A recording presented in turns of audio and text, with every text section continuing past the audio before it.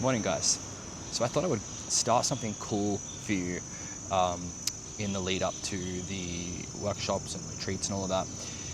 Something's come up recently where I thought it'd be cool to maybe teach you guys how to energize intentions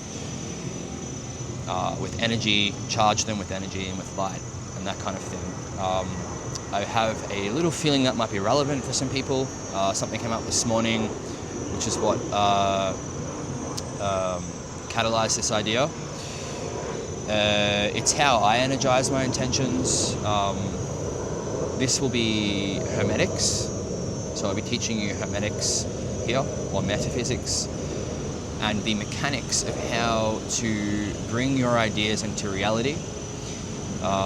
And it'll be practical, so we'll catch up online as a group meeting, and I'll just run you through it, and then we can go through the whole thing together.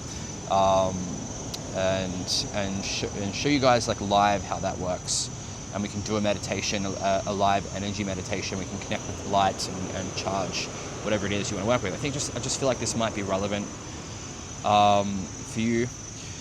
If you're listening to this, of course, I feel like this is needed, therefore I'm doing it. So, and I might show you. Try and turn the camera, just show you where I'm sitting. Try to do it so it doesn't give you motion sickness. How beautiful is that, hey?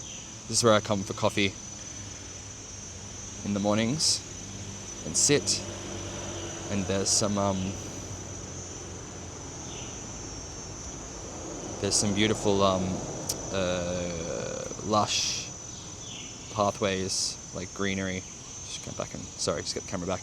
Over that direction that I go and sit, good for meditation. If you guys come here for the retreat in January, I'll definitely take you here.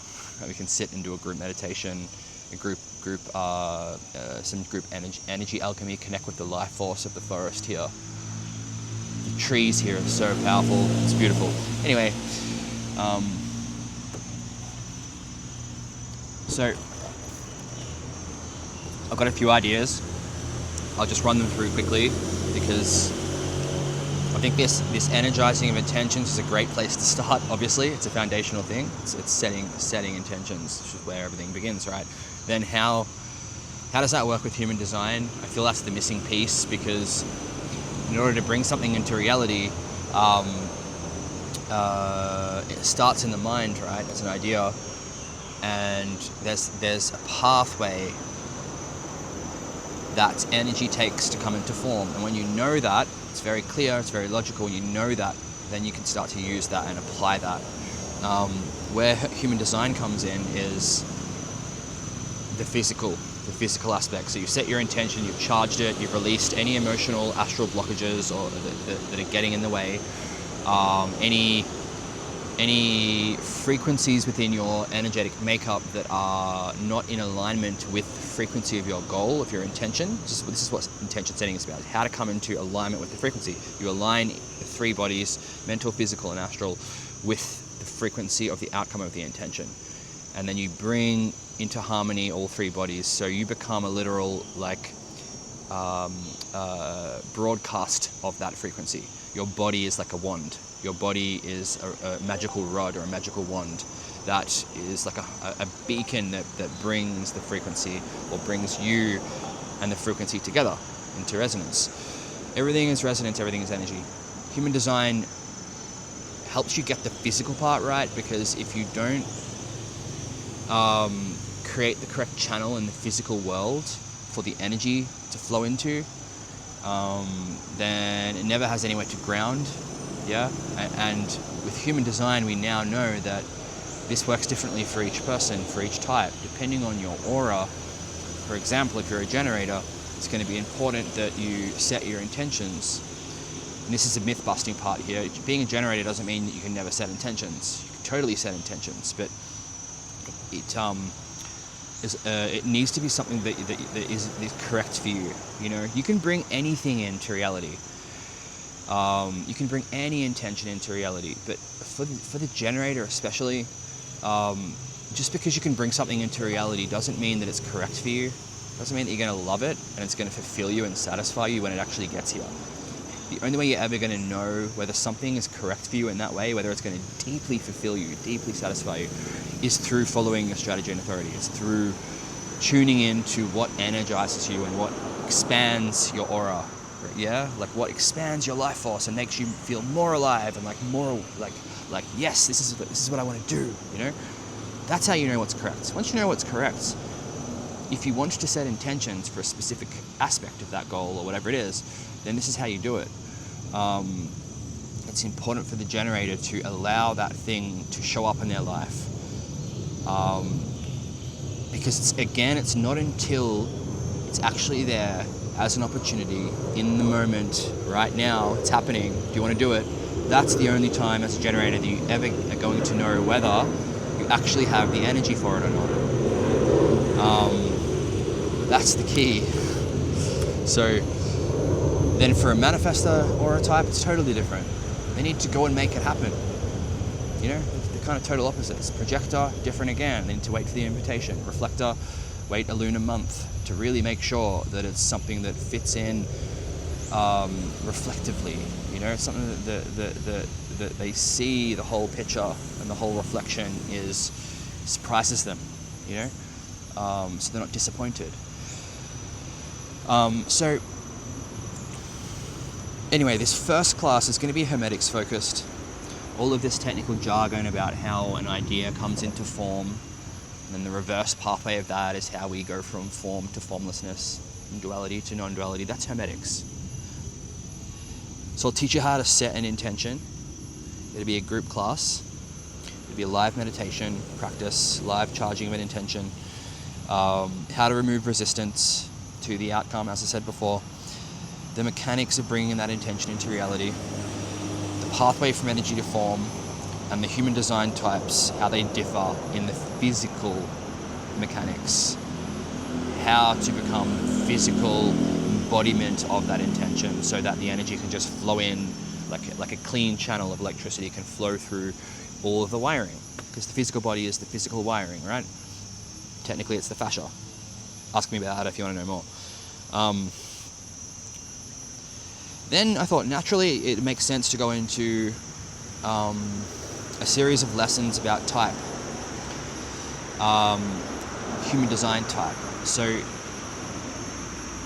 we've touched lightly on the different aura types. So I thought it only makes sense then, as you've set your intention now in this live class, now we'll go a little bit deeper into your specific aura and the mechanics of that aura, how to be, how to act, how to behave in correctness of the integrity of how your energetic form, your energetic blueprint, or your energetic, the architectural energetic makeup of your being, how that is supposed to work correctly for you, so you experience harmony and alignment and things working out right for you, rather than experiencing resistance and difficulty and just like pushing against reality. You know, how to work in harmony energetically for you. So there's 4 types we'll work with. The generator with subtype manifesting generator.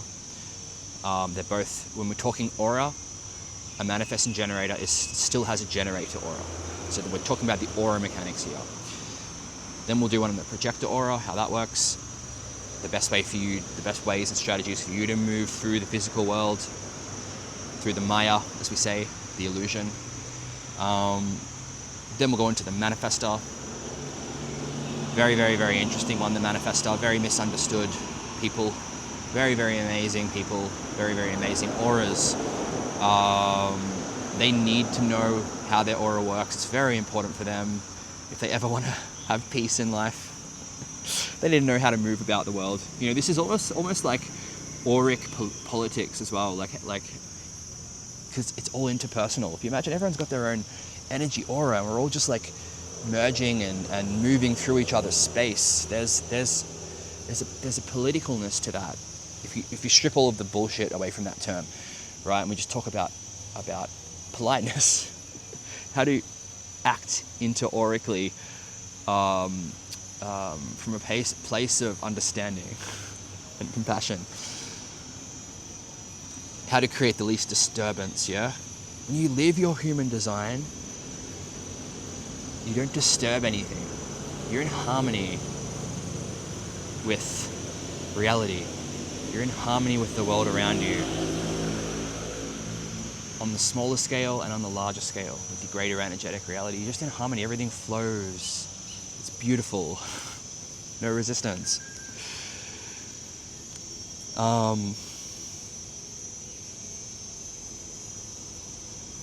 Yeah, I think I've covered all that. The last thing I wanted to say, I'm going to start, which I think will be really relevant, really cool, is a series of meditations on each type. I'll start with the generator. I focus a lot on generators because I am a pure sacral generator. It's my thing. I'm a 4/6. So line 4 of my profile is here to externalize and share with my community, right? And the 6th line, which is the unconscious side, the 4 is the conscious, the second number, the 6, when you look at your profile, is the unconscious. It's your literal body that your personality is sitting in as the vehicle. My body, my form, my unconscious side is 6th line, the 6th line, and that is the role model frequency. It's a role model energy. So I teach best when I'm teaching from my own experience, right? As a living kind of model of what it is that I teach from my 4th line externalization. Anyway, don't want to get too technical, but I want to start with a generator meditation, which is going to be a slowing down and a tuning into your auric field, the space that you take up. Tuning in to the field of your own aura, your own space, which is very, very, very special. It's very, very important for the generator, especially. It's something that has been invaded, intruded upon, unsolicited, because you've never been taught how to be in charge of your own aura, of your own space, of your own self. All of human design is learning about how to be your own authority, how to take back authority, because from the very moment we're born, our authority is taken away from us. You're taught to follow outer authority, right? You're taught to give up your own authority. And of course, there's general safety and stuff that we need to take care of when we're being raised as children, all of that. But like, regardless of all of that, end of the day, you need to learn how to be your own authority again in life, because we're not taught how to be our own authority properly once we get old enough, right? To kind of be sovereign and be on our own. So it's about how to reclaim your own space. It's really important for generators, because the number one block for generators, or the number one kind of karmic inheritance from the many, many, many generators before us, is boundary setting and people pleasing. It's all the same thing, yeah. So we will come into a deep awareness of our energetic auric field around us, and we'll come to an awareness of what that feels like. So we get a feeling quality for our own space, our special empowered space. So you can feel what it's like when something comes into your aura, because quite generally you've never been taught to isolate what that feels like, and you're just letting everything in, and whatever comes in, kind of can control you. You need to learn how to take charge of that space again. You need to learn how to respond, which is the key word for generators. You need to learn how to respond to what's coming in to your aura, and then have the abilities to set your boundaries and to say no when it's a no, and to say yes, and to know when to say yes when it's a yes. Like, yes, I want this thing that's coming in, whether it's a person, whether it's an opportunity, whether it's whatever it is. We will sharpen our sacral response. And the best way to do that is by developing presence in the now. The generator is always here in the now, whether you're emotional or not. You're always responding in the now. It's the difference between generators, between sacral authority and emotional authority, whether you then take action in the now or you wait and you sleep on it. That's the difference. When we're talking about your strategy to move through life, to experience no resistance, and to experience harmony and alignment, we're talking about being aware and present of what is going on in your space all the time, and what is energizing you and making you come alive, and what is actually a contraction, like, no, I don't want this in my space. I don't want to connect with that, whatever it is. And then boundary setting. So we'll cover all of that. We'll do a really nice meditation, an awareness meditation, so you get a felt sense of your sacral response. You get a felt sense of your own aura and what it feels like. So you can start to own that space, yeah? And become your own authority. Become your own authority to stand uniquely individually sovereign and free as yourself in your own space, and stand confidently and stand in charge in a place of power within your own authority, within your own space. Very, very important for this day and age. Very, very, very important for the future. With the new the frequencies that we're heading into on this planet, it is more important than ever to start to come into your own authority, because you can't rely on any outer authority anymore. All of that's going. Can you feel it? Have you noticed it? There's no outside authority anymore. Nothing makes sense outside. It's becoming increasingly important in life to have something within you that you can always rely on as a stability, regardless of what's going on outside, regardless of anything. You have a place within you where you can find truth, you can find authority, which allows you to stand on your own foundation confidently, so you can move through life knowing you can make decisions that are correct. Cool. I'll be posting events for all of this in the coming days.